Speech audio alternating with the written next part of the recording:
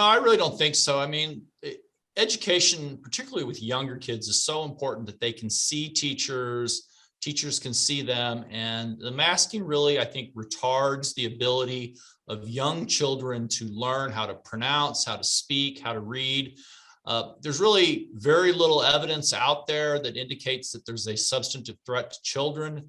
I would leave that to the medical professionals. If there was a variant that came out that was incredibly dangerous for children, that might change an equation, but there's been no evidence of that throughout the waves. So, barring something truly unforeseen and unprecedented, I can't see any circumstance in which a new surge would require putting children in masks.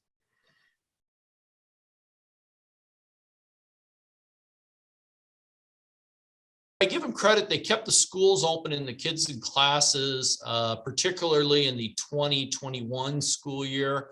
Obviously, the last couple of months of the 2019-2020 school year were difficult. Nobody knew what was going on. I think it was good that they kept kids in class. I think, look, the masking issue is going to cause us problems for a long time.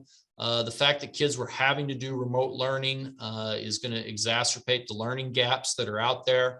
So, could we have done better? Absolutely. At the time we were doing it, would we have known what was coming? Probably not in the first few months, but as the year and time went on, I think keeping kids out of masks would have really been beneficial to their long-term educational benefit.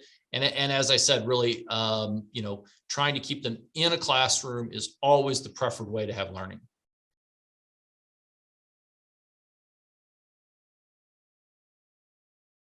Look, I think we need to teach our history, all of our history. That's good and bad. We're not a perfect nation. We're better than everywhere else, but we still have our problems. And we need to teach the true history that's out there. I think we need to be very cautious in teaching anything that indicates that based upon somebody's gender or somebody's race or somebody's ethnicity, that they are inherently an oppressor or inherently an oppressed person. That's just wrong. Every child has an opportunity to learn and grow. And that's really what I think schools need to most focus on. It's an equality of opportunity to grow. Each child learns at a different rate. Each child learns at different areas that are going to be more interesting to them. We need to make sure that we teach the history. We need to open it up to opportunities for children to learn. In the end, they make the decisions on where they go in the future. And I think the school district struggles with that. I think all schools struggle with that, somewhat because of the national push, particularly from teachers unions and other groups, to really put critical race theory or other terms that they use now, such as equity and education, to teach inherent discrimination. We can't teach inherent discrimination. That's against everything this country believes in. And I think we really need to focus on what makes our country great, but never ignore the mistakes we've made in the past.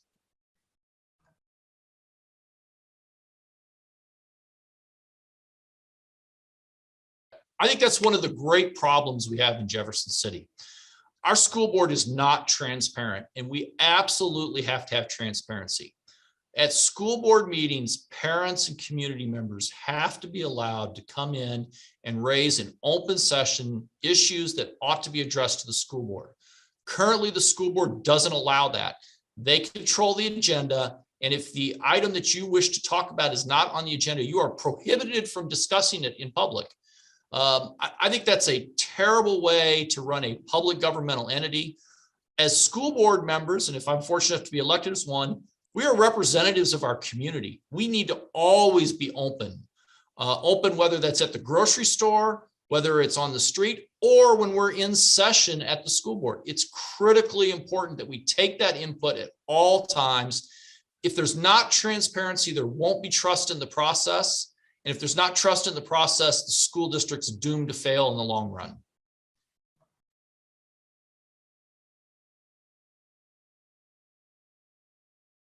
Look, I think there's two of them. First of all, I think it's really important that we talk about how to have good discipline in classrooms. And that starts at a young age. Disruptive students need to understand, and their parents need to understand, that when they disrupt a classroom, it's not just their education that's harmed. Every student in the classroom is harmed.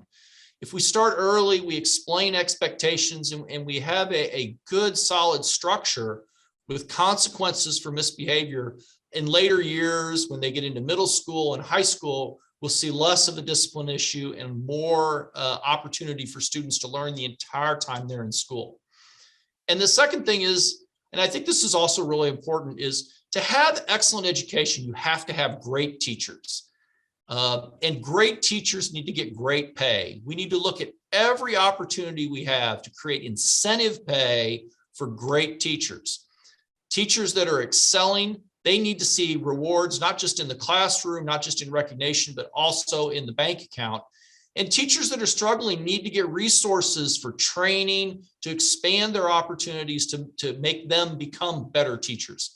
Great teachers, that's one of the most important things we can have, and great teachers leads to excellence in education. And that's what this is all about. The reason I'm running is we need to come back with excellence in education in Jefferson City.